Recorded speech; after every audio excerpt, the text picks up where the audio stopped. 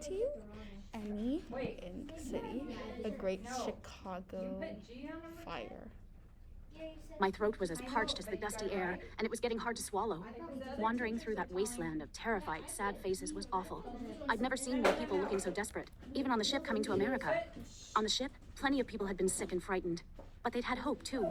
Hope for a better future. Here, most people just looked like they were in shock. I knew I'd never forget the things we saw in the park as we walked. A man lay on a blanket, his leg badly burned, screaming as people tried to comfort him.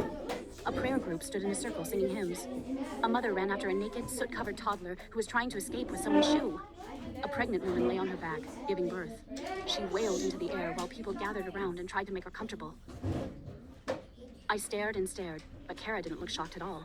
"Wish I had a blanket to give her," she said. "Mama needed lots of blankets when she had the babies. I helped deliver all of them." We walked and walked. My feet were so sore I wanted to cry out with each step. Near the opposite end of the park, we passed a man who sat on the grass. His little dog sat perched on his shoulders. Both the dog and the man were singed from the fire, but they looked happy to be together. The man was singing to the little dog, an Irish song. The song felt like a tiny trill of hope in the middle of a nightmare. I stopped. "Thank you for singing," I coughed. "I love Irish songs." The man nodded, his eyes twinkling. He kept right on singing. The little dog wagged at me. "You love Irish music?" Seamus said, his eyes becoming huge. "Yes," I said. "I love it more than anything." His face lit up. "Well, we love German baking more than anything." The three of us smiled at each other for a second.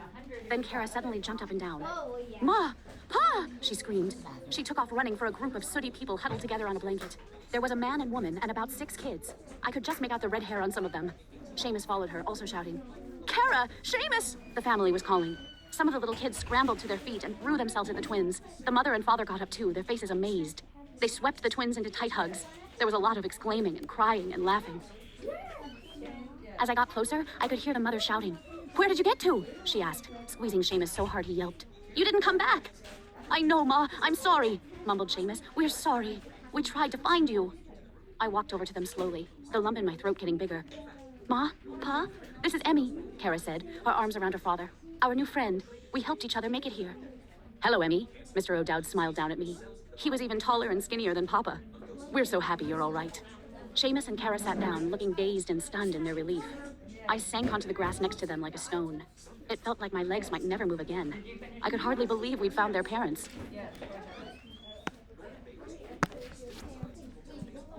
"Let me look you over," said Mrs. O'Dowd. She examined the twins for burns and scrapes. "And drink some water. We managed to save some." She handed the twins a canteen. The younger siblings crowded all around us, sitting in the twins' laps. The twins told their parents all about how we'd escaped the fire. Their parents' eyes grew bigger and bigger. "You're all such brave ones," Mrs. O'Dowd smiled.